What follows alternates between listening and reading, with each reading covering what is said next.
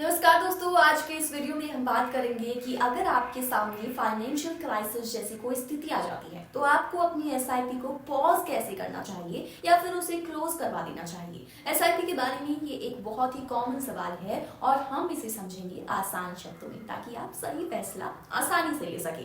तो जैसा कि हम जानते हैं, एसआईपी एक सिस्टमैटिक इन्वेस्टमेंट प्लान है जिसमें हर महीने एक निश्चित राशि निवेश करते हैं, लेकिन कभी कभी किसी अनफोर्सीन फाइनेंशियल प्रॉब्लम के चलते ये मुश्किल हो सकता है कि आप अपनी एसआईपी की किस्तों को जारी रखें। ऐसे में लोग सोचते हैं कि उन्हें एसआईपी को क्लोज करवा देना चाहिए, लेकिन क्या ऐसा करना सही है और क्या एसआईपी को सिर्फ पॉज नहीं किया जा सकता? तो चलिए आपको इन दोनों ऑप्शंस के बारे में मैं बताती हूँ आज।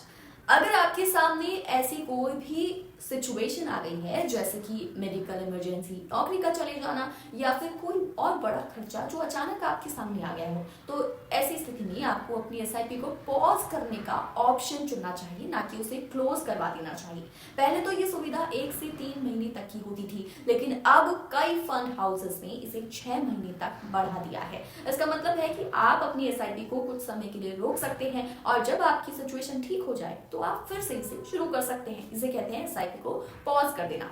तो अब समझते हैं कि आखिर एसआईपी पॉज काम कैसे करता है। एसआईपी पॉज करने के लिए आपको अपनी एसेट मैनेजमेंट कंपनी यानी कि एएमसी को एक रिक्वेस्ट भेजनी होती है। अगर वो आपकी रिक्वेस्ट को अप्रूव कर देते हैं तो आपकी एसआईपी की किस्त कुछ समय के लिए रोकी जाएगी और जब ये पॉज पीरियड खत्म होगा तो आपकी एसआईपी फिर से अपने आप चालू हो जाएगी। लेकिन अगर आपकी स्थिति ऐसी है कि आपको ये नहीं पता कि आप कब आर्थिक रूप से ठीक होंगे या बेहतर होंगे, तो ऐसी स्थिति में एसआईपी को बंद कराना एक ऑप्शन हो सकता है। हालांकि एसआईपी को क्लोज करने का नुकसान ये है कि आप अपने निवेश के उस उद्देश्य को पूरा नहीं कर पाएंगे जिसके लिए आपने एसआईपी शुरू की थी। एसआईपी को बंद करने का सबसे बड़ा नुकसान ये है कि आपका निवेश पूरी तरह से बंद हो जाएगा और आपका फाइनेंशियल गोल्स जो आपने सोचे थे वो अधूरी रह जाएंगे। इसलिए अगर आपकी स्थिति कुछ बेहतर होने की उम्मीद है तो एसआईपी को पॉज करना कहीं ज्यादा फायदेमंद हो सकता है।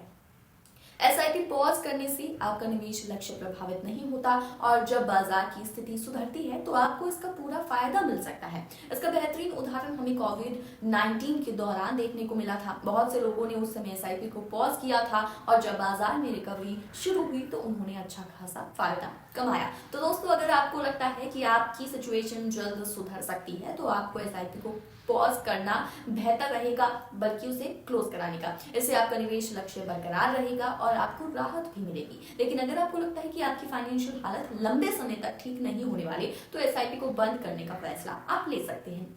आशा है कि आपको इस वीडियो में एसआईपी पॉज और क्लोज के बीच के फर्क को समझने में मदद मिली होगी। अगर वीडियो आपको पसंद आया हो, जानकारी अच्छी लगी हो तो लाइक और सब्सक्राइब जरूर करें। साथ ही कोई सवाल हो तो कमेंट्स में आप पूछ सकते हैं, हम पूरी कोशिश करेंगे उसका जवाब देने का। अगर तब तक के लिए आप खुश रहिए। अगले वीडियो में फिर मिलूंगी इसी तरह की और कोई बेहतरीन जानकारी लेकर। धन्यवाद।